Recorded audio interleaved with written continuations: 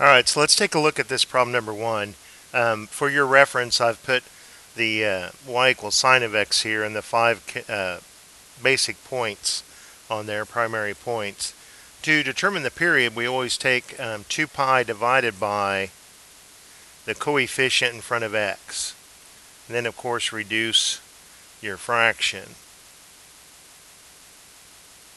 So the period has now been the graph has horizontally shrunk. Remember that when you're affecting the domain, it's counterintuitive. You know, I often say it's bizarro world. It's bizarre that you would see 4 times x, but really you divide by 4. So you're taking this 0 to 2 pi, this period that it completes one cycle, and you're shortening that cycle. You're horizontally compressing the graph.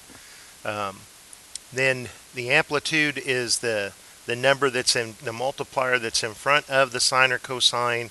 And since both of these are represent distances, then you want those to be positive numbers. Now your center line, it is a line, and it's a horizontal line, so we always need to write it as an equation, and it's what we're adding or subtracting to this sine or cosine curve. So are you lifting the graph up or are you pushing it down? In this case, we're doing neither. The center line remains y equals 0.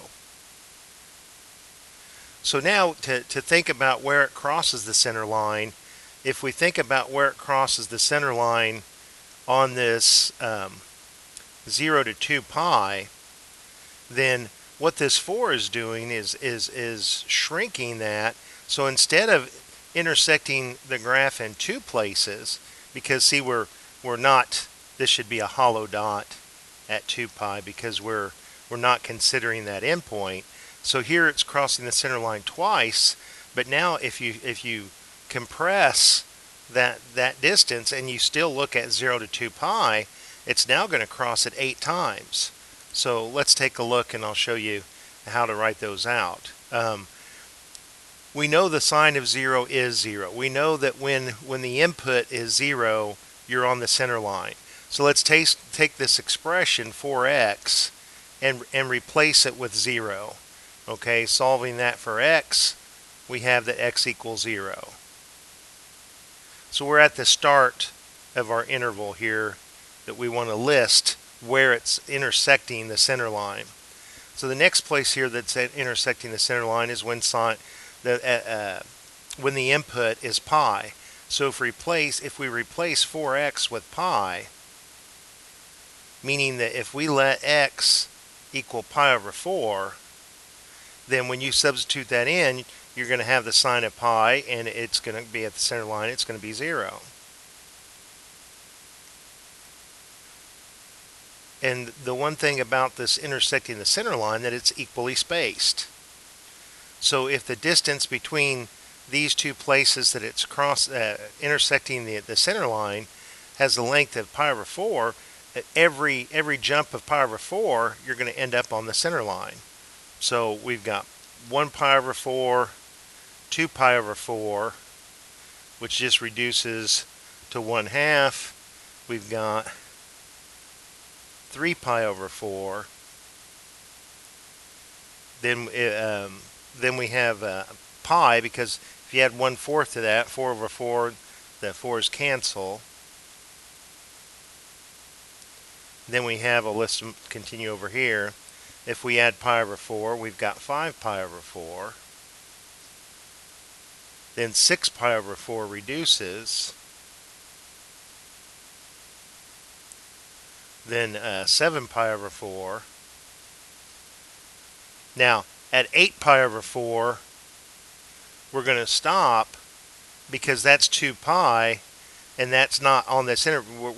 We're excluding that endpoint. So that's why I say that I knew to expect 8 places where I intersect the center line. So 2, 3, 4, 5, 6, 7, 8. So I have them all listed.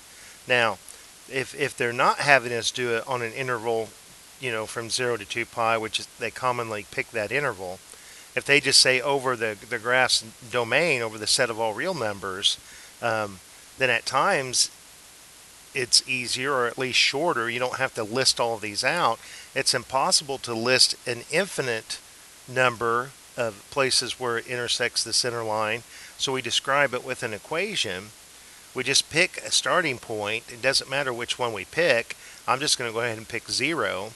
And then we add multiples of half of the period, the distance until it hits the next center line.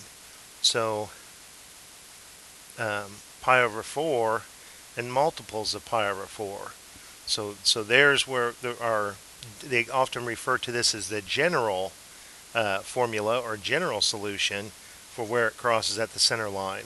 So before I stop the video, I do want to show you, I went over to this Desmos graphing calculator, and from 0 to 2 pi, I graphed one cycle of our sine curve. And this 4 of x, like I say, it's not going to stretch it, it's going to compress it. And when you graph those on top of each other, you can see if I start here at 0 and count these, and I don't count at 2 pi because we're saying strictly less than 2 pi, we've got 1, 2, 3, 4, 5, 6, 7, 8 places where the graph intersects the center line. And you can also,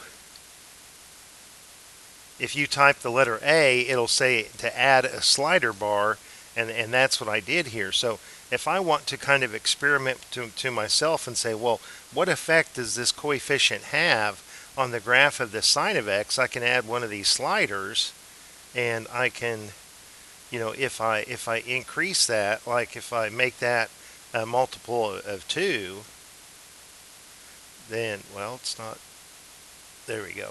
Then instead of crossing the x-axis, twice, it's crossing it 4 times, in comparison to, see, I shortened the cycle, I shortened the period, and you can play around with it. And I think if you hit play right here, it just automatically, kind of adjusts and show you.